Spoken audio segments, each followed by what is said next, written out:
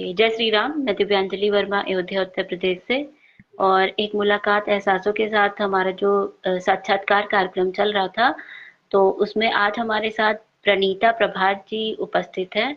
और प्रणीता प्रभात जी, आपका बहुत बहुत स्वागत है हमारे मंच पर।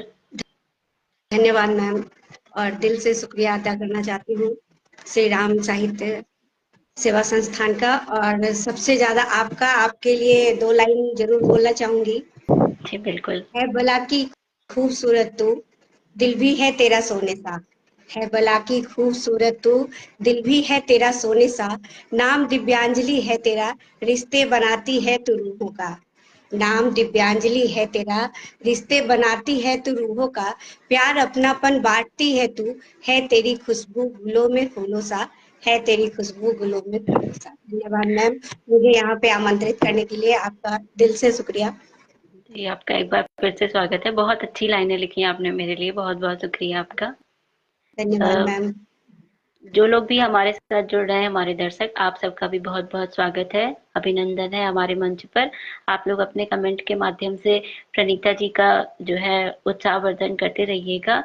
और मैं बता दूं कि प्रणीता जी बहुत अच्छी साहित्यकार हैं, और लिखने के साथ साथ ये गायन भी अच्छा करती हैं और बच्चों को संगीत भी सिखाती हैं। तो आज हम इनके साहित्यिक सफर के बारे में और इनकी साहित्यिक उपलब्धियों के बारे में और इनके व्यक्तिगत जीवन के बारे में जानेंगे, जिससे कि हम सभी को कुछ अच्छा जानने मिले और प्रेरणा लेने मिले। तो अब जो है हम प्रणीता जी से ही उनके बारे में जानते हैं। प्रणीता जी, आप अपने व्यक्तिगत जीवन के बारे में कुछ बताइए। अपनी मतलब आप क्या करती हैं, कहाँ से हैं? मैं मैं वैसे तो मुजफ्फरपुर बिहार से हूँ, मेरी जन्मभूमि मुजफ्फरपुर है। और पिछले 24 सालों से फरीदाबाद हरियाणा में रह रही हूँ, क्योंकि हस्बैंड यहीं पे डॉक्टर हैं। तो शादी होके यहीं आई और जब से यहीं पे हूँ।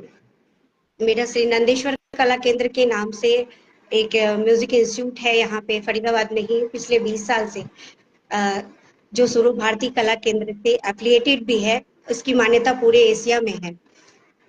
अपने संगीत के माध्यम से मैं विदेश में रहने वाले बच्चों को ज्यादा प्रीफर करती हूँ कि उनको हिंदी से जोड़ूं। जो बच्चे विदेश में रहते हैं उनको मैं हिंदी के भजन सिखाती हूँ, और उनको क्लासिकल म्यूजिक के लिए उनको अवेयर करती हूँ, उनको सिखाती भी हूँ, उनकी क्लासेस लेती हूँ, हिंदी की क्लासेस लेती हूँ। इसके अलावा मेरा एक छोटा सा एनजीओ है अरुणावा वेलफेयर सोसाइटी के नाम से, उसकी भी मैं राष्ट्रीय अध्यक्ष हूँ और संस्थापिका भी हूँ। मैंने अपने मम्मी पापा के नाम पे ये एनजीओ शुरू किया था, अरुण और आभा।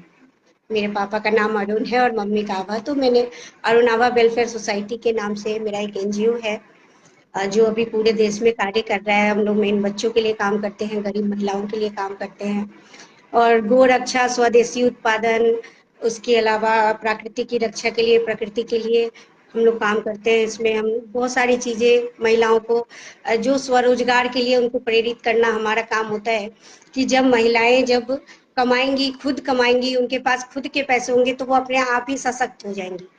जो क्या होता है कि झुग्गी झोपड़ी की सबसे बड़ी प्रॉब्लम है कि जो उनके जेंट्स होते हैं वो रात को उनको पीना जरूरी है, और नॉर्मल सी बात है कि जब वो नशा करते हैं तो फिर मारपीट भी करते हैं, गाली गलौज भी करते हैं, बच्चों पे ध्यान नहीं देते।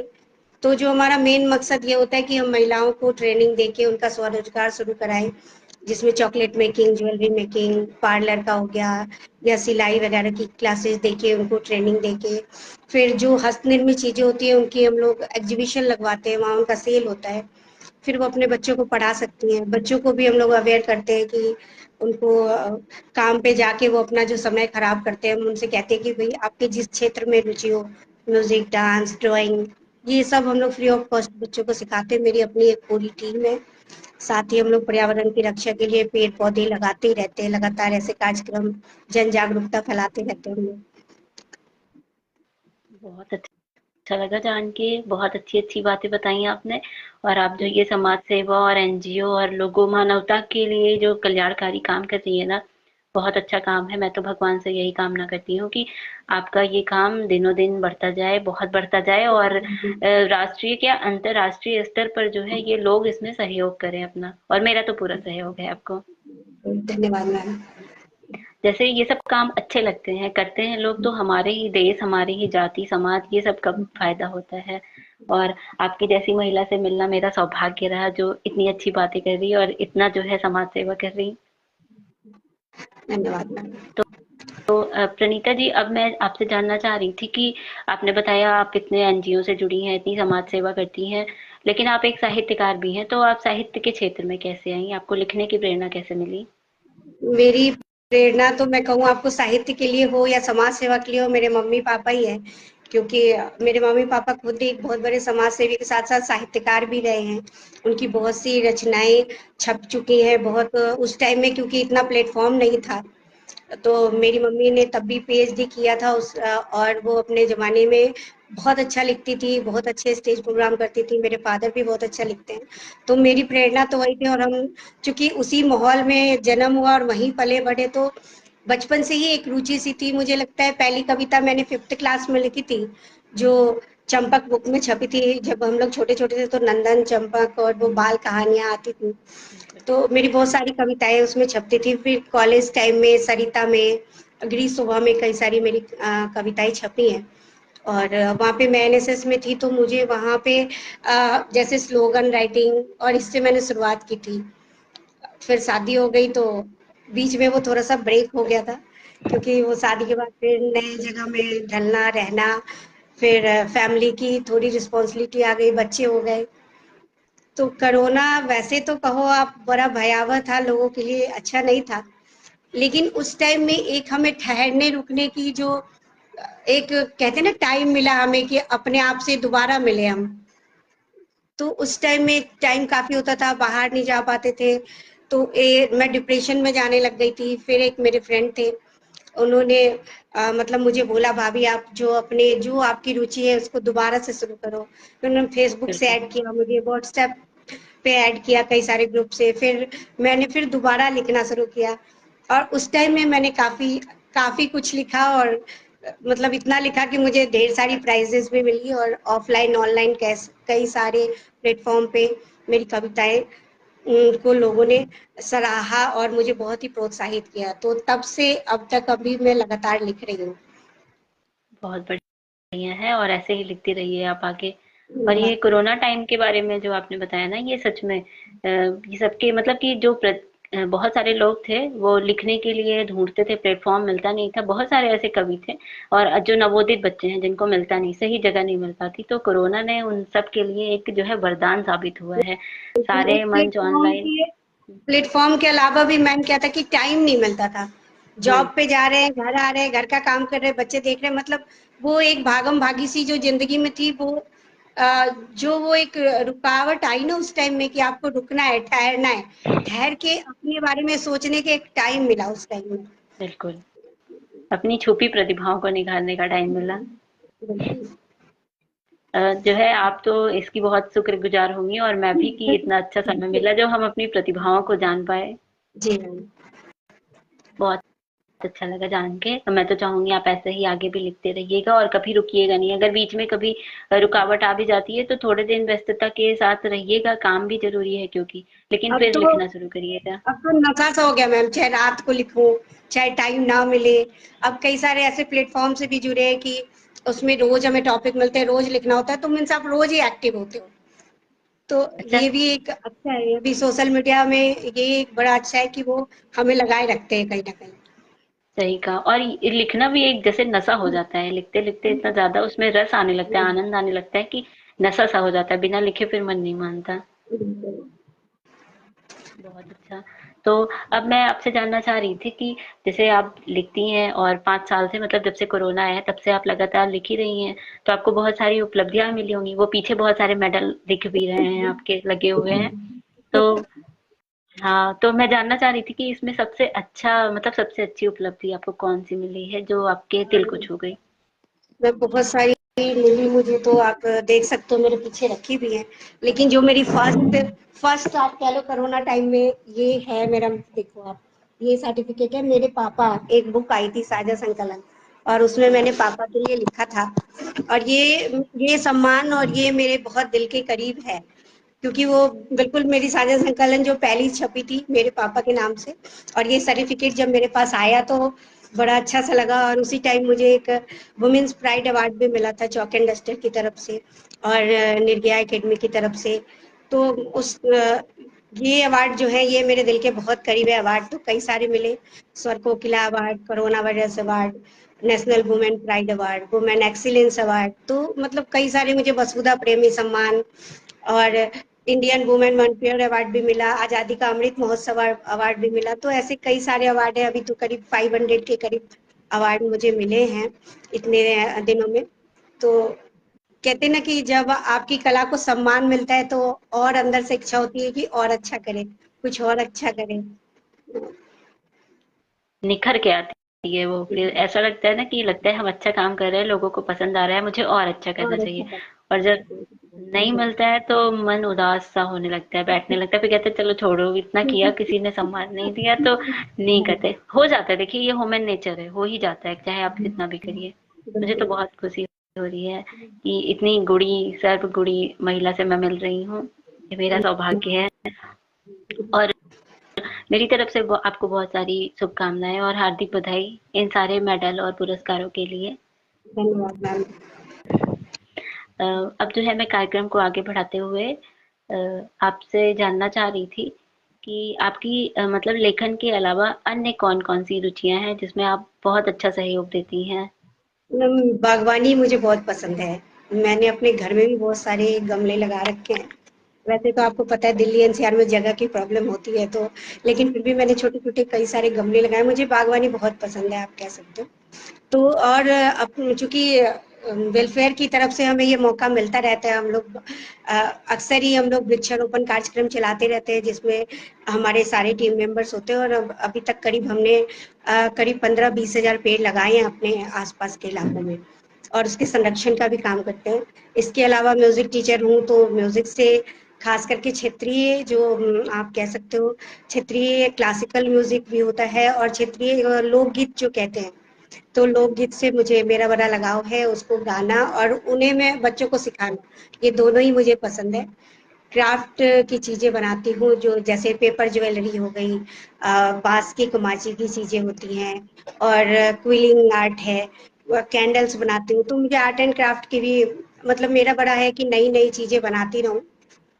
नेहरू युवा केंद्र से जुड़ी थी जब मैं 16-17 साल की रही होंगी, तो कई मैंने एक हावड़ा ब्रिज बनाया था बांस की, जो पतली पतली जो अभी आप देखते हो कि डंडियां आती है जो कुल्फी में जो लगी होती है, तो उससे हावड़ा ब्रिज बनाया था। फिर जब हम छोटे थे तो एक टिक्का माचिस आता था, टिक्का सलाई, उसको जब आप खोलते तो अंदर में वो लकड़ी का एक पतला सा एक परत होता था उसके पेपर के ऊपर, तो उसको काट के मैंने एक दुर्गा जी का पूरा फेस बनाया हुआ था। वो मेरा कलकत्ता में अवार्ड के लिए भी चुना गया था। तो क्राफ्ट में मेरी बहुत ही रुचि है, मैं कुछ ना कुछ नया करना चाहती हूँ। बहुत बढ़िया, बहुत अच्छा है आपका, इतनी सारी चीज़ों में जो आप इतनी गुणी हैं। धन्यवाद। कुछ कहना चाह रही हैं नहीं, मैं कह रही थी कि कुकिंग का नाम नहीं लूंगी। मेरा आप? कुकिंग तो महिलाओं का ही होता है, ये चाहे कैसे भी करना है। नहीं, वो मेरा नहीं है, मैं इसलिए कह रही कि अच्छा, कुकिंग का नाम नहीं लूंगी। मैं खाना बनाती जरूर हूँ, लेकिन आप उसको मतलब मेरी अभिरुचि नहीं कह सकते। बनाती हूँ, मैं कई सारी डिशेस बनाती हूँ, अच्छा भी बनाती हूँ, लेकिन वो अभिरुचि नहीं है, मेरी रुचि थोड़ी थोड़ी डिफरेंट है। चलिए कोई नहीं, ठीक है। जो भी रुचियाँ ठीक है, ज़रूरी भी नहीं कि खाना बनाना रुचि में ही आए, वो तो आपकी जो है कहते हैं ना प्राथमिक आवश्यकताओं में एक आती है। तो मैं एक चीज़ आपसे जानना चाह रही थी कि जैसे आपने बताया आप एनजीओ भी चलाती हैं और म्यूज़िक भी सिखाती हैं, साहित्य में भी अपना योगदान देती हैं, साथ ही साथ वृक्षारोपण और भी महिलाओं को भी सिखाना आर्ट एंड क्राफ्ट। तो मैं एक चीज़ जानना चाह रही थी कि आप इतने छोटे से टाइम में इतना सारा काम मैनेज कैसे करती हैं? मैम कह सकती हूँ इस मामले में बहुत लकी हूँ, हस्बैंड काफ़ी हेल्पफुल हैं और सही बोला जाए तो प्रेरणा स्रोत ज़रूर मम्मी-पापा होते हैं और 18-19 साल की एज में मेरी शादी हो गई थी, 19 साल की एज में, तो उसके बाद से हस्बैंड के का साथ नहीं होता तो शायद मैं कुछ नहीं कर पाती और अभी भी वो घर के काम से लेके बच्चों की देखभाल में मेरे 2 बच्चे भी हैं, बिटिया है एक और एक बेटा है। तो बच्चे भी काफ़ी हेल्प करते हैं, वो ऑलमोस्ट अपना काम खुद कर लेते हैं, तो वो टाइम मेरा बच जाता है और कुछ कुछ काम हस्बैंड हेल्प कर देते हैं, तो वो टाइम भी बच जाता है। मतलब फिर मतलब मेरा टाइम उसमें ऐसे मैनेज हो जाता है, लोग घर वालों का हेल्प हो तो आप कर सकते हो कुछ भी। ये कि अगर अकेले हो जाओ तब तो नहीं कर सकते, अगर किसी का हेल्प नहीं मिले तो फिर तो आप नहीं कर सकते। सही बात है। नहीं, बहुत लकी हैं आप, सही कहा आपने। बहुत हाँ अच्छी है जी। आपकी फैमिली जो इतनी सपोर्टिव है, और होनी चाहिए। देखिए एक महिला के लिए ना ज़रूरी है, जैसे कहते हैं कि महिलाओं का काम सिर्फ़ घर को देखना है, ऐसा नहीं है।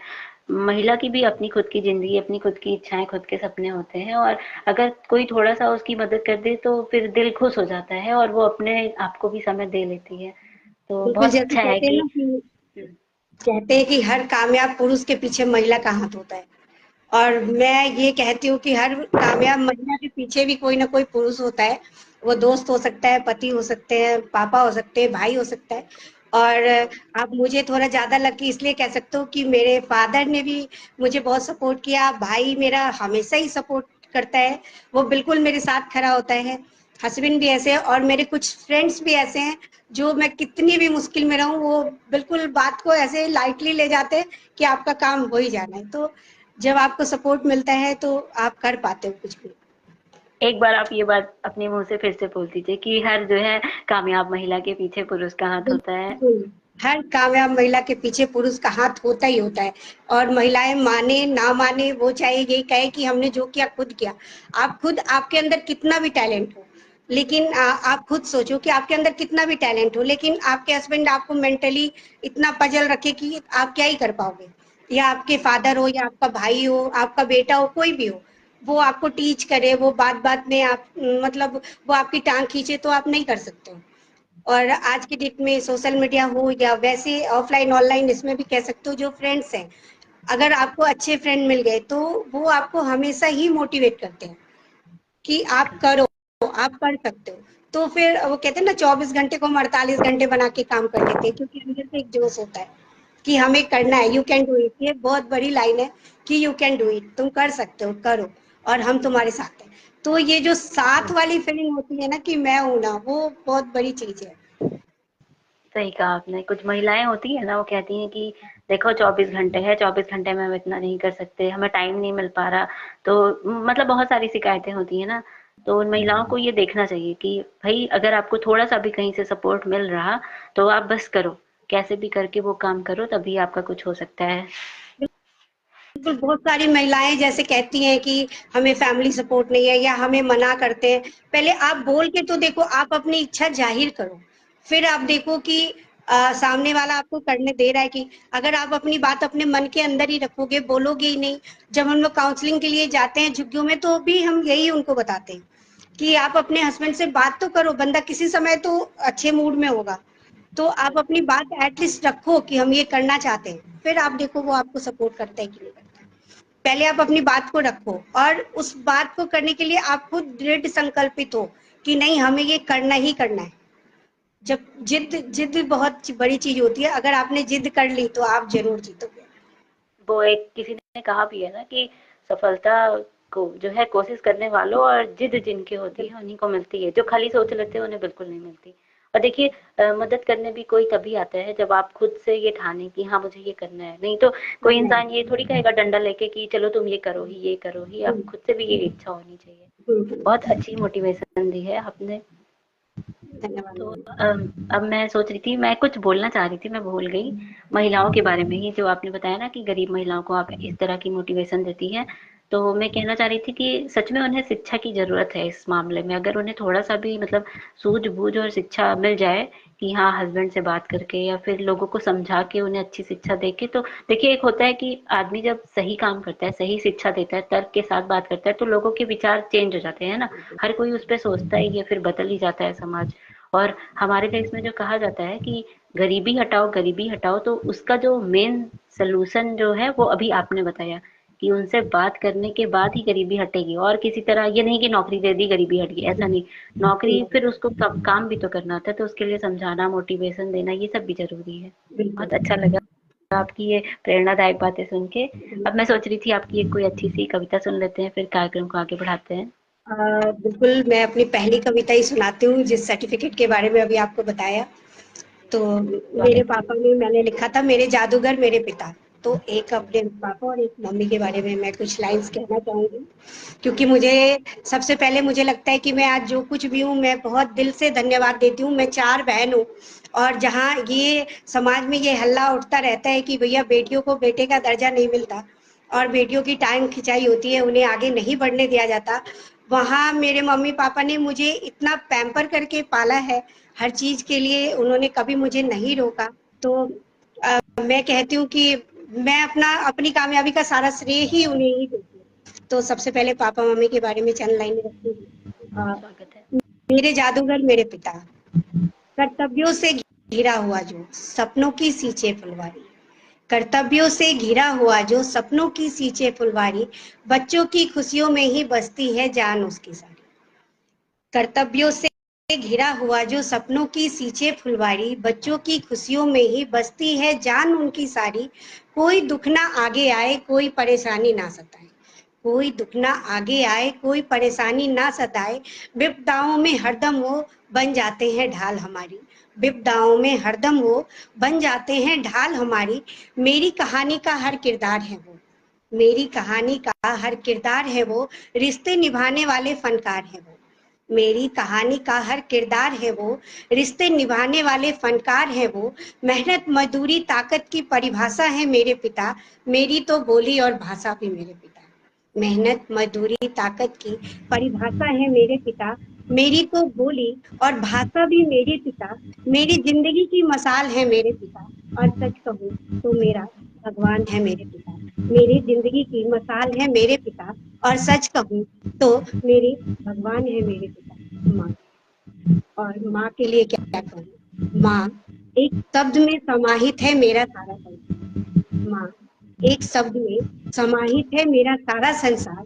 स्नेहिल गरिमामयी उत्कृष्ट ममता की मूरत, क्या कहूँ हर शब्द छोटा है मेरी माँ के। स्नेहिल गरिमामयी उत्कृष्ट ममता की मूरत, क्या कहूँ हर शब्द छोटा है मेरी माँ के आगे। प्यारी सी भोली मुस्कान, सबके लिए दिल में सम्मान, प्यारी सी भोली मुस्कान, सबके लिए दिल में सम्मान। ममता से भरी हुई अपने बच्चों की है शान, ममता से भरी हुई अपने बच्चों की है शान। यही तो है मेरी माँ की पहचान, यही तो है वाह, मेरी माँ की पहचान। तन्हाई में उसकी याद आज भी रुला जाती है, तन्हाई में उसकी याद आज भी रुला देती है। जब नींद ना आए उसकी थपकी झट से सुला देती है। बहुत दूर हूँ उससे, 24 साल हो गए मेरी शादी को, लेकिन आज भी उससे अगर मैं 2 मिनट बात ना करूँ रात को तो ऐसे लगता है आज मेरा दिन पूरा नहीं हुआ। तन्हाई में उसकी याद आज भी रुला देती है, जब नींद ना आए उसकी थपकी झट से सुला देती है। जाने कैसे पहचान लेती है हमारी परेशानी, एक शब्द बोलती हूँ तो वो जान जाती है आज मैं परेशान हूँ। जाने कैसे पहचान लेती है हमारी परेशानी, परियों की तरह झट सुलझा भी देती है। जाने कैसे पहचान लेती है हमारी परेशानी, परियों की तरह झट सुलझा भी देती है। इतना प्यार जाने कहाँ से लाती है, लेकिन अपने लिए उसकी झोली हमेशा छोटी पड़ जाती है।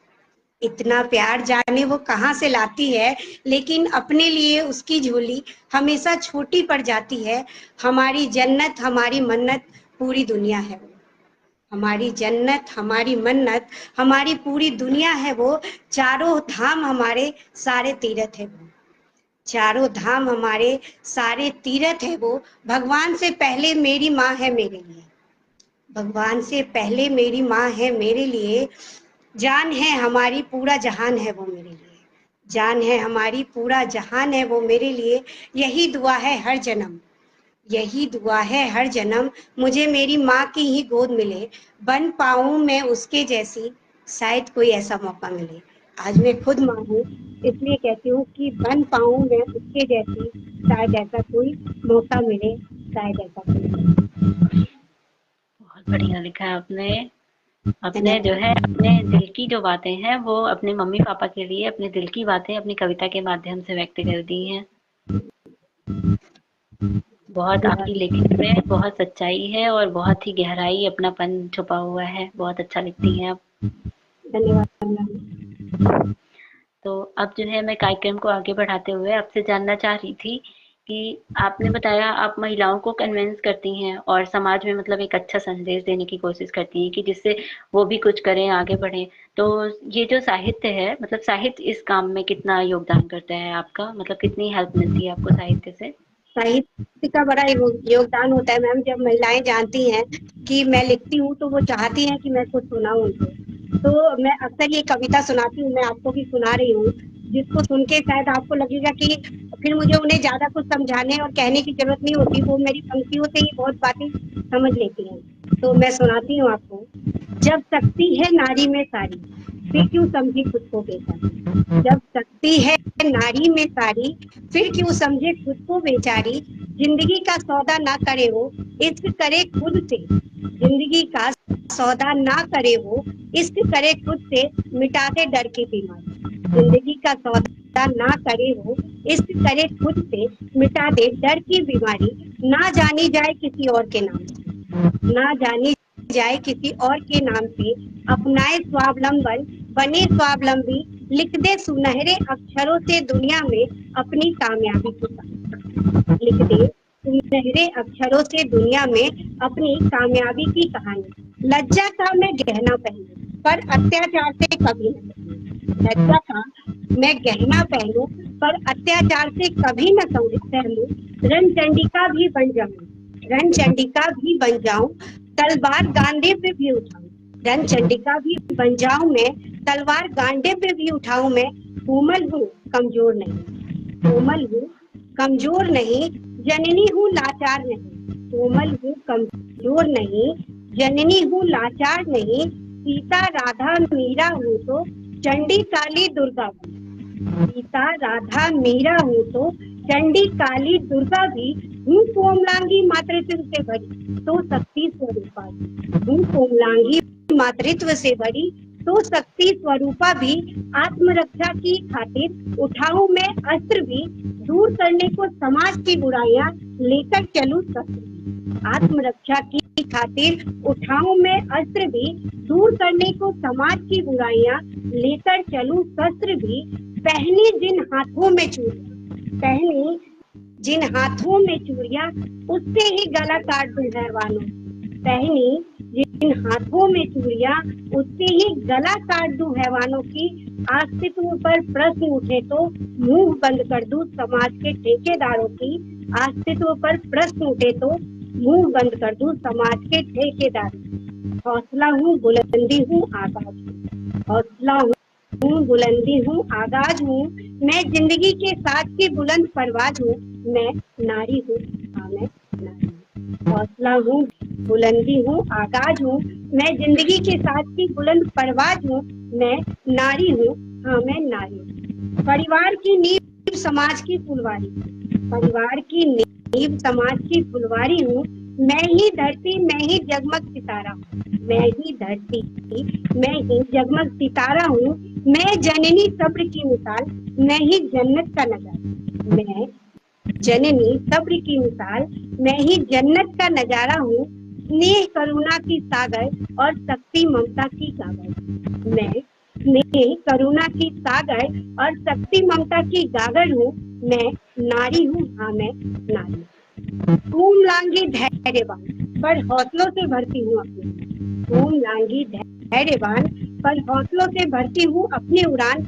ना थकती हूँ ना रुकती हूँ, बस आगे ही आगे बढ़ती हूँ। ना थकती हूँ ना रुकती हूँ, बस आगे ही आगे बढ़ती हूँ। लेकर हाथों में दुनिया की बागडोर, बढ़ती ही जाती हूँ शिखर की ओर। लेकर हाथों में दुनिया की बागडोर, बढ़ती ही जाती हूँ शिखर की ओर। रुकेंगे ना कदम रूढ़िवादी परंपरा, रुकेंगे ना कदम रूढ़िवादी परंपरा से। तोड़ दूंगी बेड़ियां अपनी सफलता की उड़ानों से, तोड़ दूंगी बेड़ियां अपनी सफलता की उड़ानों से। क्योंकि मैं नारी हूँ, मैं नारी हूँ, मैं।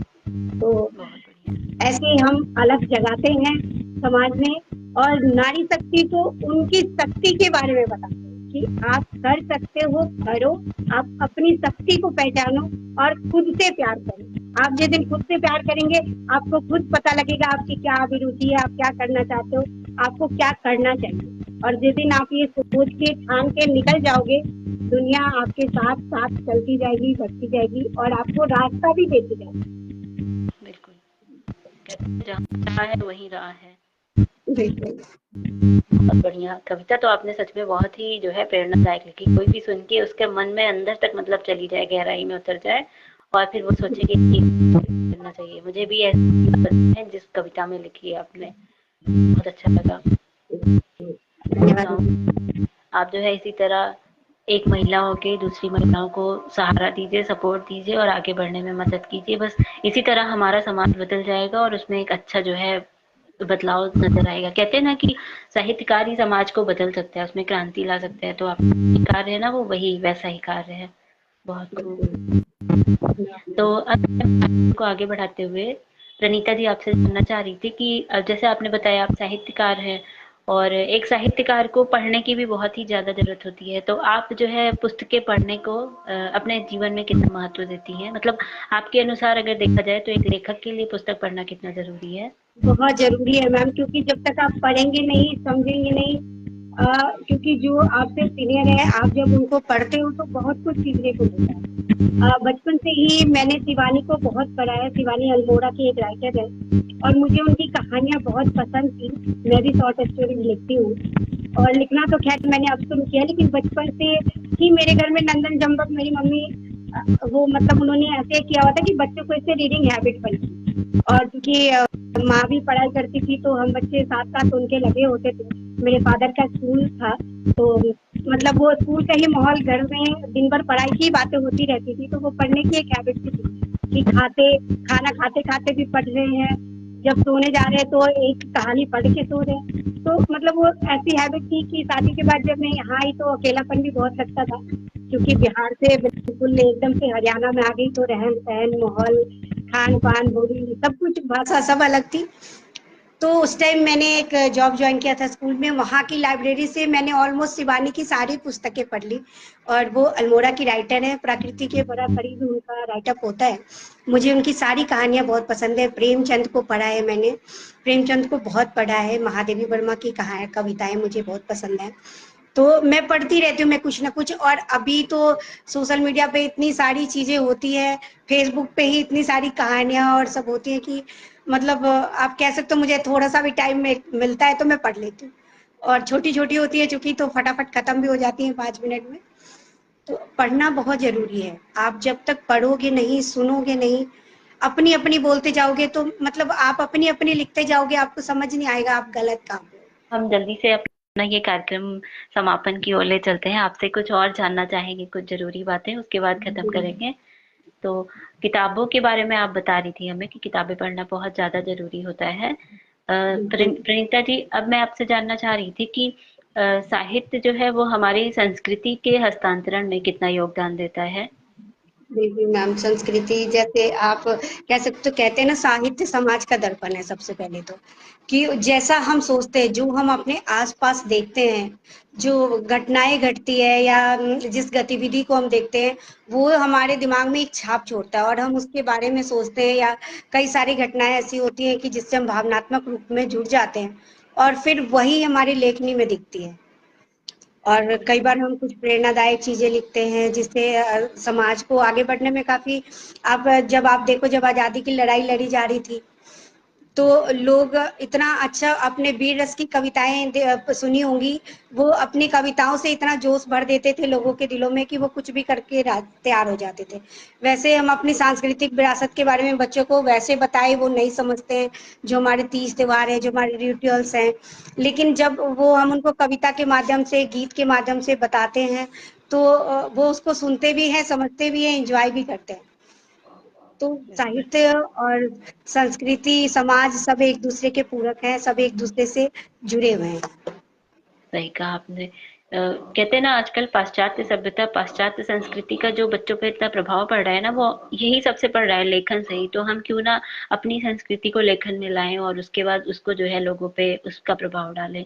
बिल्कुल। आप अब देखो, अभी अभी पूरा देश राममय हो गया था, बिल्कुल, तो हमें बच्चों को बताने की जरूरत नहीं पड़ी थी कि आप जय श्री राम बोलो, वो अपने आप ही जय श्री राम बोल रहे थे। अभी जो राम जी के माथे पे तिलक हुआ सूरज सूर्य की तिलक, किरणों से, तो बहुत हमें बच्चों को बताना नहीं पड़ा। मुझे कल आप मानोगे, मेरी एक छोटी बहन है, तो उसकी बिटिया है 10 साल की। उसने मुझे बताया कि मम्मी मम्मी कहती है वो मुझे कि मम्मी मम्मी आपको पता है सूरज भगवान ने रामचंद्र जी की तिलक किया। मीन्स उसने मुझे ये बताने के बाद वो भी बताया कि इसका साइंटिफिक रीजन है, और उसने मुझे पूरा डिटेल में समझाया, और मैं उसे सुन रही थी बड़े ध्यान से। तो वो मुझे बता रही थी कि ये साइंटिफिक ऐसा एक मिरर लगाया गया था कि मतलब उस सूरज की गन्ना से वो तिलक उस टाइम, वो सब कुछ उसने बड़े डिटेल में बड़े अच्छे से बताया। तो ये हमें बच्चों को याद नहीं कराना पड़ा। अब आज हमें जय श्री राम उन्हें सिखाना नहीं है, और ना ही श्री राम का अलग जगाना है। वो बच्चों ने मतलब वो एक ऐसा वो टाइम चला, एक ऐसी हवा चली देश में कि तो ऐसी चीजें होती रहनी चाहिए। हम अपनी विरासत को भूलते जा रहे हैं, हम अपनी संस्कृति को भूलते जा रहे हैं। हमें खुद तिलक लगाने में, हमें खुद जय श्री राम बोलने में शर्म आती है, तो हम बच्चों को कैसे सिखाएंगे। सही कहा आपने, बिल्कुल सही। और आप और देखो कि एक छोटा सा प्रयास हुआ था, और आज घर घर में जय श्री राम बोलने की जरूरत नहीं है। बच्चे बिल्कुल तक खुद बोलते हैं, खुद खुद उन्हें, जब एक हमारे सेक्टर में एक अभियान चला था, बल्कि मुझे लगता है कि सारे देश में चला था, कि आप अपने घर के बाहर वो राम जी का झंडा लगा रहे थे। सब तो लगाए इस थे। काम में सबसे ज्यादा बच्चे इन्वॉल्व थे, सबसे ज्यादा। कि उन्हें ये बड़ा मजेदार लग रहा था कि हम राम जी का झंडा लगा रहे, और इस बात का खास ख्याल रखा उन्होंने कि वो झंडा पैरों में ना आए। और वो स्पेशली कह रहे थे घर वालों से कि ये झंडा उतार के फेंकना नहीं है, आपको सही इसको टांग के रखना है। तो बहुत सारी चीजें हैं जो हम खुद अगर करेंगे तो वो बच्चे अपने आप उसका अनुसरण करेंगे, सही कहा। और ये जैसे जरूरत है। सोशल मीडिया के थ्रू तो ये बातें फैली ही थी, और हम साहित्य के माध्यम से भी ये बातें बच्चों में फैला सकते हैं। बिल्कुल बिल्कुल फैलाया ही था, जगह जगह हर एक ग्रुप में आप देखो राम जी की कविताएं चल रही थी, मंगल गीत गाए जा रहे थे। मतलब बहुत सारी चीजें थी, बच्चे सुनते। मान लो मैं ही कहीं पे काव्य पाठ करती हूँ तो मेरे बच्चे सुनते हैं ना, तो हमें बताने की जरूरत नहीं है, वो सुन रहे हैं, वो सुनते भी हैं, बाहर जाके अपने दोस्तों को बताते भी हैं। तो वो अपने आप ही उनपे एक छाप पड़ती है। हम बिल्कुल जब खुद को बदलेंगे तो बच्चे अपने आप बदलेंगे। पाश्चात्य संस्कृति भी तो हम ही लेके आए थे। बिल्कुल सही कहा। मान लो हम कहते हैं ना कि हलवा बनाने बोलिए। में टाइम लगेगा तो मैगी बना लो। ये सही सबसे बात है। पहली, बच्चे जन्म लेते मैगी नहीं खाया था बच्चों ने, वो हमने खिलाया तो उन्हें पता लगा कि हम मैगी भी खा सकते हैं। बिल्कुल, जैसे तो कहते हैं ना कि आपने बताया कि आपके माँ बाप का प्रभाव था, और जो अच्छी बातें थी वो आपके ऊपर पड़ी, तो आपने सीखे वो सारे संस्कार। तो अब बिल्कुल आप जो करेंगी, और आप जिस चीज का मतलब कि जिस चीज का अनुसरण करेंगी, बच्चे भी वो चीजें देख देख के वही सीखेंगे और वही करेंगे। बिल्कुल बहुत अच्छी मैम, बात है, सबसे पहले ये आप सही। खुद मैं अपने आपको आप बताऊं। को बदलो। हाँ सही। मैं आपको बताऊं, मैं जैसे अयोध्या में रहती हूँ प्रॉपर, तो इससे पहले कभी मैंने जय श्री राम और ये सब नहीं कहा, लेकिन अब जो ऐसी आदत पड़ी है ना कि अगर कोई गुड मॉर्निंग, गुड नाइट या गुड इवनिंग कहता है, या फिर नमस्ते भी करता है, तो मुंह से जय श्री राम ही निकलता है। मैंने कहा ये अपने आप ही, मतलब एक तो अयोध्या में रहने का फर्क पड़ा है, और ऊपर से ऐसा माहौल बना हुआ है चारों ओर कि अपने आप ही जय श्री राम निकल जाता है। मैं अभी महाकाल गई थी, वहाँ उज्जैन गई थी। मैं नेचुरोपैथी भी कर रही हूँ, नेचुरोपैथ का कोर्स कर रही हूँ। तो वहां से हमारा सेमिनार हुआ था उज्जैन में। जब मैं गई थी तो मॉर्निंग वॉक के लिए वहां पे हमें लेके जाते थे, जैसे प्रभात फेरी के लिए। तो जब मैं सुबह सुबह जा रही थी तो जो हमें जानते नहीं है वो भी जय महाकाल बोल रहे हैं। हाँ, तो क्योंकि वहां आप जब ऐसे का सफर वही में, असर ही है वहां का। तो वो है कि जब वो जय महाकाल बोल रहे हैं तो आप गुड मॉर्निंग तो बोलोगे नहीं, आप भी बिल्कुल जय महाकाल बोलोगे। तो उसमें क्या है कि वो मतलब वो ऑटोमेटिक आपके मुंह से वही निकलेगा, जो रिप्लाई भी आप वही करोगे। तो सही जिस कहा। दिन हमने 1 साल अगर हमने जय श्री राम बोलना शुरू कर दिया तो ये हाय हेलो नमस्ते सारा साइड हो सब जाएगा। और वो हमारा जय जो श्री राम। हमारी जो संस्कृति है ना, वो फिर वापस उसी बिल्कुल वैसे ही आ बिल्कुल, जाएगी, आप देखिए। वृंदावन मथुरा चले जाइए, राधे राधे ही बोलते हाँ, हैं। वही मैं तो बताने राम वाली राम थी भी कि नहीं बोल सकते। वही मैं अभी ये कहने वाली थी कि मैंने ना पुराने बहुत सारे सीरियल देखे, जैसे यही जो पौराणिक कथाओं पे सीरियल बने, तो मैंने उसमें देखा है पहले नारायण नारायण या जय श्री हरि ऐसे चीजें बोलते थे, नमस्ते या फिर गुड मॉर्निंग या ये सब नहीं बोलते थे। तो अब जो हो एटलीस्ट गया है मुझे वो लगता जय है श्री राम कि हो गया। कम से कम आप जय श्री राम या नारायण नारायण या राधे राधे या जय महाकाल, आप चाहे कुछ भी बोल रहे हो, भगवान जी का नाम ले रहे हो। बिल्कुल तो नॉर्मल सी बात है कि आप सात्विक भाव से कोई शुद्ध शब्द का उच्चारण कर रहे हो, तो वही भाव और उसका असर आपके ऊपर जरूर ही पड़ेगा, और आप सामने वाले जिसको बोल रहे हो उस पर भी पड़ेगा। बिल्कुल। बहुत अच्छा लगा आपकी बातें सुन के और जान के। काफी संस्कारपूर्ण और प्रेरणादायक बातें आपने बताई। और पता है, मुझे आज के इंटरव्यू में आपके द्वारा बताई गई सबसे अच्छी बात एक ये लगी कि अ, हर कामयाब महिला के पीछे पुरुष का हाथ होता है, और दूसरी ये कि आपके द्वारा महिलाओं को जो है आगे बढ़ने के लिए इतनी अच्छी प्रेरणा दी जा रही है। ये बहुत ही अच्छा कार्य है आपका। और मैं तो भगवान से यही कामना करूंगी, और हमारे मंच के माध्यम से भी आपको बहुत सारी शुभकामना, बधाई है कि आप अपने कार्यों में आगे ऐसे ही बढ़ते रहिए, काम करते रहिए, और एक दिन पूरी दुनिया में जो है आपके संस्था का नाम मतलब परचम फहराए। धन्यवाद प्रणीता जी, मैम। अब जो है हम कार्यक्रम को समापन की ओर लिए चलते हैं। तो मैं आपसे अब जानना चाह रही थी कि आपको हमारे श्री राम साहित्य सेवा संस्थान मंच से जुड़ के कैसा लग रहा? बहुत अच्छा लगा मैम। आप लोग बहुत अच्छा काम कर रहे हो, और ये संस्था बहुत अच्छा काम कर रही है, उसको आप आगे बढ़ा रहे हो। और मुझे लगता है आप मेरे से उम्र में छोटे हो, तो आपको मैं ढेर सारा आशीर्वाद देना चाहती हूँ। और आप ऐसे ही अपने कार्य में प्रगति करते रहे, और ऐसे ही साहित्यकारों से रूबरू कराते रहें लोगों को, क्योंकि बहुत कुछ सीखने को मिलता है। मैं आपके सारे इंटरव्यूज देखती हूँ, सुनती भी हूँ। तो बहुत अच्छा लगता है। हर एक किसी का व्यू अलग अलग होता है अपनी बात रखने का। एक ही सवाल के कई सारे जवाब होते हैं, तो वो सुनने का। और मुझे तो आपसे काफ़ी प्रेरणा मिलती है कि आप लोग इतना अच्छा कर रहे हो, सबको आगे लेके आ रहे हो। सबसे बड़ी बात है, हमें एक प्लेटफ़ॉर्म दे रहे हो जहाँ हम अपनी बात रख पाते हैं। जी, बहुत-बहुत शुक्रिया। देखिए, मेरा ये करने का एक जो है ख़ास उद्देश्य ये है कि मैंने पहले भी बताया, आज भी बता रही कि एक तो हमारा हिंदी जो पिछड़ता जा रहा है, इससे जो है आगे बढ़ने में प्रेरणा मिले। दूसरा, हमारा देश, हमारा समाज, हमारे संस्कार, इससे जो है आगे बढ़ने में प्रेरणा मिले। और तीसरा कि साहित्यकार जैसे काफ़ी टाइम से वो लोग डायरी में लिखते हैं या सिर्फ़ लिखते ही रहते हैं, कोई उन्हें जानता नहीं है। पर जब वो लाइव आके अपनी प्रस्तुति देते हैं, अपने विचारों को प्रकट करते हैं, अच्छी बातें बताते हैं, तो जानती है ना, लोग भी उनको सुनने में, जैसे एक होता है ना, फेस टू फेस देखने का प्रभाव अलग पड़ता है और लोगों को पढ़ने का प्रभाव अलग पड़ता है। तो मैं चाहती हूँ कि पूरी दुनिया में वो उन्हें लोग फेस टू फेस जाने कि हाँ, ये कोई साहित्यकार है जिसकी सोच ऐसी है और जो इतना अच्छा लिखता है, इतना अच्छा कर रहा है। तो मेन मेरा उद्देश्य यही है। बिल्कुल, बहुत अच्छा काम कर रहे हो आप। आपका उद्देश्य भी बहुत सुंदर है, और आपकी तरह ही दिव्यता लिए हुए ये संस्था आगे अपना प्रकाश फैलाता रहे, और ये शुभकामनाएँ हैं आप लोगों के लिए। बहुत बहुत शुक्रिया आपका। बस ये आप लोग का प्यार और आशीर्वाद ही है जो ये संस्था दिनों दिन तरक्की कर रही है। और मैं चाहती हूँ कि आप जैसे अच्छे साहित्यकार हमेशा हमसे जुड़े रहें और अपनी भी प्रगति करते रहें और हमारी संस्था की भी प्रगति करते रहें। बिल्कुल तो मैम, बिल्कुल। आपकी एक कोई अच्छी सी कविता सुन लेते हैं, उसके बाद कार्यक्रम जी मैम, समाप्त मैं करेंगे। श्रृंगार रस में लिखती हूँ वैसे ज़्यादातर, तो अब आपको श्रृंगार रस की अपनी कविता सुनाऊँगी। जी जी बिल्कुल।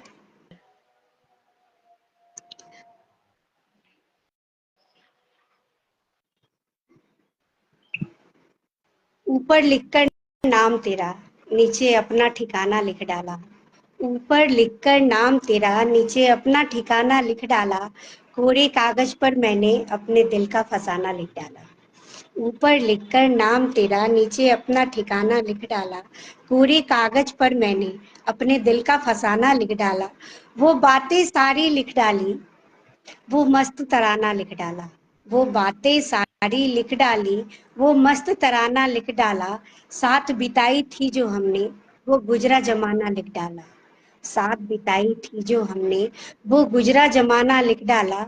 ऊपर लिखकर नाम तेरा, नीचे अपना ठिकाना लिख डाला। नीचे अपना ठिकाना लिख डाला। और एक छोटा सा सवाल है, जो कह सकते हैं, जो ख्वाबों में कोई एक मेरा जादूगर सा एक साथी है, उससे मैं पूछ रही हूँ, या आप कह सकते हो कि जिसके साथ अभी जिंदगी गुजार रही हूँ उससे पूछ रही हूँ। तो एक छोटा सा सवाल है मेरा कविता के माध्यम से। तुम तब भी प्यार करोगे ना मुझसे, तुम तब भी प्यार करोगे ना मुझसे, जब मेरे हल्के हो चुके बालों से सफेदी छलकने लगेगी। तुम तब भी प्यार करोगे ना मुझसे, जब मेरे हल्के हो चुके बालों से सफेदी छलकने लगेगी। आंखों के चारों ओर काले घेरे और चेहरे पे झुर्रियां झलकने लगेगी। आंखों के चारों ओर काले घेरे और चेहरे पर झुर्रियां झुर्रियां झलकने लगेगी। तुम तब भी प्यार करोगे ना मुझसे, जब याददाश्त कमजोर हो जाएगी मेरी, जब याददाश्त कमजोर हो जाएगी मेरी, पर तुम्हें देखते ही आंखें जुगनुओं सी चमकने लगेगी। जब याददाश्त कमजोर हो जाएंगी मेरी, पर तुम्हें देखते ही आंखें जुगनुओं सी चमकने लगेंगी। तुम तब भी प्यार करोगे ना मुझसे।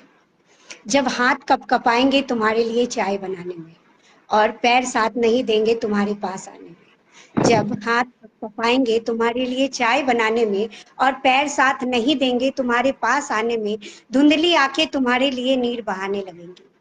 धुंधली आंखें तुम्हारे लिए नीर बहाने लगेंगी, तुम तब भी प्यार करोगे ना मुझसे। जब जिस्म में जान भी ना बाकी रहे, जब जिस्म में जान भी ना बाकी रहे, सांसें उखड़ कर साथ छोड़ने लगे, उन आखिरी पलों में भी तुम्हारे साथ बिताए पलों की याद होठों पे मुस्कुराहट लाने लगेगी। उन आखिरी पलों में भी तुम्हारे साथ बिताए पलों की याद होठों पर मुस्कुराहट लाने लगेगी, तुम तब भी प्यार करोगे ना मुझसे। रुखसत हो जाऊंगी इस दुनिया से, दीवार पर टंग जाऊंगी एक खूबसूरत सी माला पहनकर।